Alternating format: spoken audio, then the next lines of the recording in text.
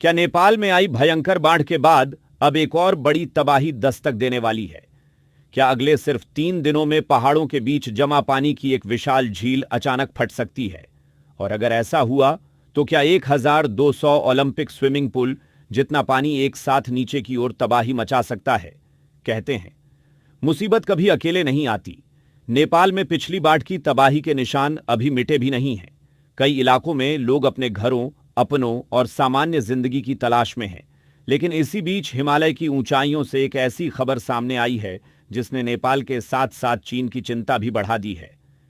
क्या है पूरी कहानी, बताएंगे इस रिपोर्ट में। दरअसल खतरा पानी का है, लेकिन इस बार पानी बह नहीं रहा बल्कि पहाड़ों के बीच जमा हो रहा है। और यही जमा हुआ पानी आने वाले दिनों में एक बड़े खतरे की वजह बन सकता है। नेपाल और चीन ने हिमालयी क्षेत्र में अगले 3 दिनों के दौरान फिर अचानक बाढ़ आने की चेतावनी दी है। वजह है मलबे और चट्टानों से नदी का रास्ता रुक जाना। हालिया आपदा के दौरान पहाड़ों से भारी मात्रा में चट्टान, मिट्टी, बर्फ और मलबा नीचे आया। इस मलबे ने नदी के प्राकृतिक बहाव को रोक दिया। नदी का रास्ता बंद हुआ तो पानी पीछे की तरफ जमा होने लगा। धीरे धीरे यहां एक झील जैसी स्थिति बन गई।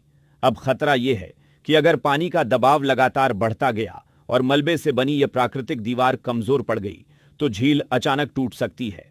और अगर ऐसा हुआ तो पानी को नीचे की ओर आने से रोकना बेहद मुश्किल होगा। चीन की तरफ से सामने आई जानकारी इस खतरे को और गंभीर बनाती है। बताया गया है कि अगले 3 दिनों में करीब 30 लाख घन मीटर पानी इस झील में पहुंच सकता है। अब 30 लाख घन मीटर को समझना जरूरी है। यह करीब 1200 ओलंपिक आकार के स्विमिंग पूल के बराबर पानी है। यानी एक तरफ पहाड़ों के बीच पानी लगातार जमा हो रहा है और दूसरी तरफ उसे रोकने वाली प्राकृतिक दीवार पर दबाव बढ़ता जा रहा है। जरा सोचिए, अगर इतना विशाल पानी अचानक अपना रास्ता बना ले तो नीचे की तरफ बहने वाला सैलाब कितनी तेजी से आगे बढ़ सकता है। यही वजह है कि अब आने वाले 3 दिन बेहद महत्वपूर्ण माने जा रहे हैं। अधिकारियों के मुताबिक पानी का सबसे ज्यादा बहाव करीब 1 सितंबर को आने की आशंका है।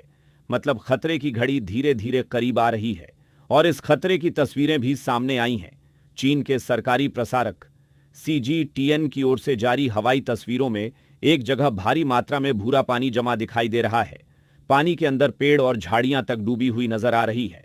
सबसे ज्यादा चिंता उस हिस्से को देखकर होती है जहां पानी के सामने मलबे और पत्थरों की एक बड़ी दीवार दिखाई देती है। फिलहाल यही प्राकृतिक रुकावट पानी को रोक रही है।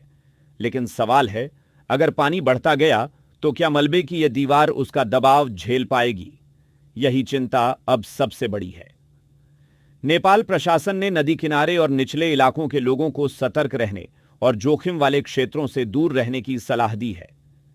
विशेषज्ञों के मुताबिक नेपाल चीन सीमा के ऊपरी हिस्से में मलबे की रुकावट दूसरी बाढ़ का खतरा बढ़ा रही है।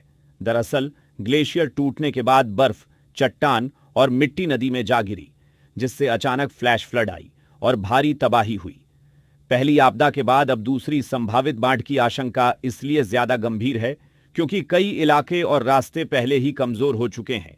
ऐसे में प्रशासन की नजर लगातार झील के जलस्तर और मलबे की दीवार की मजबूती पर है। अगर पानी धीरे धीरे निकल गया तो खतरा कम हो सकता है, लेकिन दीवार टूटी तो हालात फिर बिगड़ सकते हैं।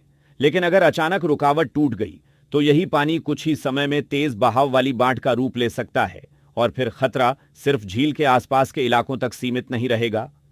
नदी के साथ नीचे की तरफ बसे इलाके भी इसकी चपेट में आ सकते हैं। इसलिए अगले 3 दिन बेहद अहम है।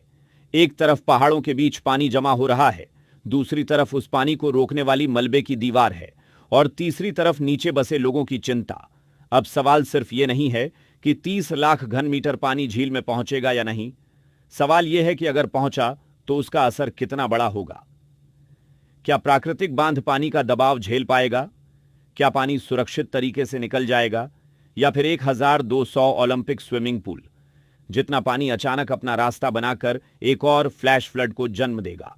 नेपाल के लिए आने वाले ये 3 दिन सिर्फ मौसम की निगरानी के दिन नहीं है। ये उस पहाड़ और पानी के बीच चल रही एक खामोश जंग के दिन है और इस जंग का नतीजा तय करेगा कि नेपाल को राहत मिलती है या फिर एक और तबाही उसका इंतजार कर रही है। आप इस पूरे मामले को लेकर क्या सोचते हैं? अपनी राय हमें कमेंट सेक्शन में जरूर बताएं। साथ ही और भी अपडेट्स के लिए जुड़े रहे।